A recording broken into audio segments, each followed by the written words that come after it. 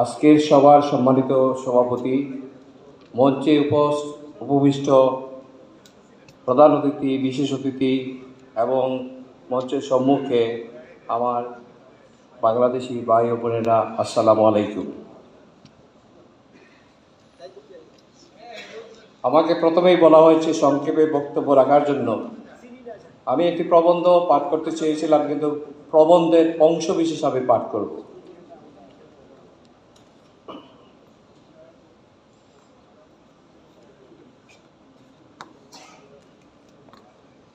বাংলাদেশের সশস্ত্র মুক্তিযুদ্ধের প্রাণপুরুষ বঙ্গবীর জেনারেল মোহাম্মদ আতাউল গনি উসমানী রণকুশলী ও সুদক্ষ সমরনায়ক হিসাবে পাক হানাদার বাহিনীর বিরুদ্ধে রণাঙ্গনে সুযোগ্য এবং সফল নেতৃত্ব দানের মাধ্যমে আমাদের মহান মুক্তিযুদ্ধকে মাত্র 9 মাসের মধ্যে বিজয়ের দ্বারে পৌঁছে দিতে সক্ষম হয়েছিলেন।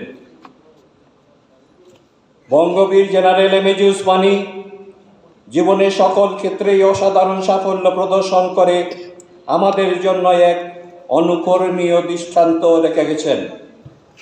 একজন প্রাজ্ঞ সমরনায়ক হয়েও তিনি ছিলেন আজীবন বিশুদ্ধ গণতান্ত্রিক ও নিখাদ দেশপ্রেমিক। নীতিনিষ্ঠা, কর্তব্যপরায়ণতা, সময়ানুবর্তিতা এক উজ্জ্বল দৃষ্টান্ত।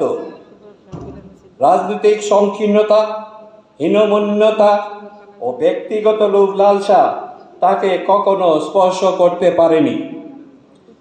আর এই কারণে তিনি সব সময় দেশ ও জাতির স্বার্থকে ব্যক্তি স্বার্থের ঊর্ধ্বে স্থান দিয়েছেন। বাংলাদেশের জনমানুষের কাছে বঙ্গবীর জেনারেল এমএজি উসমানী এক প্রিয় নাম, একটি ইতিহাস। 71-এর মুক্তিযুদ্ধের জীবন মরণের উত্থাল তরঙ্গ ক্ষুব্ধ দিনগুলোতে commander in chief Bangabir Usmani ছিলেন কিংবদন্তির মহানায়কের মতো। সেই দিনের রণকৌশল কর্নেলের খ্যাতি ছিল স্বাধীনতা লাভের উদগ্র বাসনার অপেক্ষমান জাতির সামনে আসার আলোক বর্তিকা। স্বাধীনতার গর্বিত অনুভূতি এবং মুক্তিযুদ্ধের চেতনার সাথে একাকার হয়ে উসমানী লাভ করলেন মরণোত্তর সম্মান। বঙ্গবীর জেনারেল উসমানী শুধু একজন সফল সেনানায়কই ছিলেন না, তিনি ছিলেন গণতান্ত্রিক মূল্যবোধের মূর্ত প্রতীক, এক অনুকরণীয় দৃষ্টান্ত। সততা, ন্যায়পরায়ণতা, নীতিনিষ্ঠা, স্পষ্টবাদিতা, গণতান্ত্রিক মূল্যবোধের প্রতি অবিচল আস্থা ও নির্ভেজাল দেশপ্রেমের জন্য সকল পেশার মানুষের শ্রদ্ধা ও ভালোবাসায় সিক্ত হয়েছেন তিনি। তার নিঠুর ভাবমূর্তি তাই তর্কাতীত এবং দলমত নির্বিশেষে সকল মহলে সমাদৃত। অনুকরণীয় নানা কর্মের মধ্য দিয়ে তিনি প্রশংসিত এবং নন্দিত হয়েছেন স্বদেশে এবং বহির্বিশ্বে।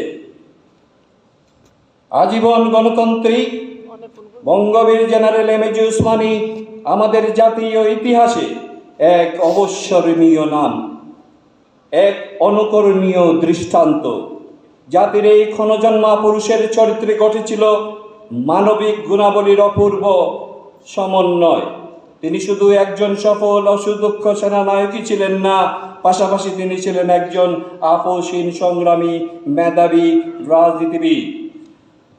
আজীবন তিনি চর্চা করেছেন ব্যক্তিগত ও রাষ্ট্রীয় জীবনে বিশুদ্ধ গণতন্ত্রে।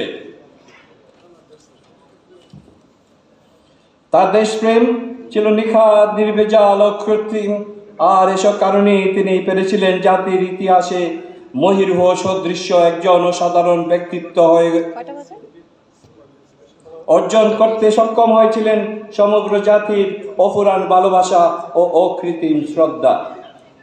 স্বাধীনতা যুদ্ধের মহানায়ক বঙ্গবীর জেনারেল মোহাম্মদ আতাউল গনি উসমানী আমাদের জাতীয় ইতিহাসে এক অনন্য প্রাণপুরুষ। জেনারেল উসমানী শুধু একটি নাম নয়, এক গৌরবময় ইতিহাস বটে। ব্রিটিশ, ভারতীয় ও পাকিস্তান সেনাবাহিনীর একজন স্বনামধন্য কর্মকর্তা হয়ে তিনি ছিলেন আজীবন বিশুদ্ধ গণতন্ত্রী, একজন সার্থক ভূমিপুত্র। দেশ ও জাতির কল্যাণে তার অতুলনীয় ত্যাগ প্রতিজ্ঞা এবং অসামান্য ভূমিদান বর্তমান ও ভবিষ্যৎ প্রজন্মের জন্য অনুপ্রেরণার জন্য অত্যন্ত উৎস হয়ে থাকবে। ব্যক্তি স্বার্থ উল্লাসার ঊর্ধ্বে উঠে এক অনন্য সাধারণ মানুষ ছিলেন তিনি। বঙ্গবীর মোহাম্মদ আতাউল গনি উসমানী আমাদের জাতীয় ইতিহাসে এক কিংবদন্তি মহাপুরুষ। আমি প্রবন্ধ এখানেই সংক্ষেপ করছি।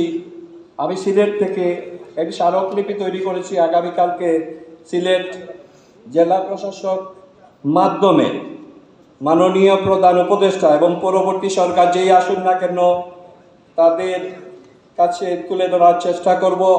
এর মধ্যে ইতিপূর্বে আমার পূর্ববর্তী বক্তাগণ বিভিন্ন দাবি দাওয়া ইতিমধ্যে তুলে ধরেছেন।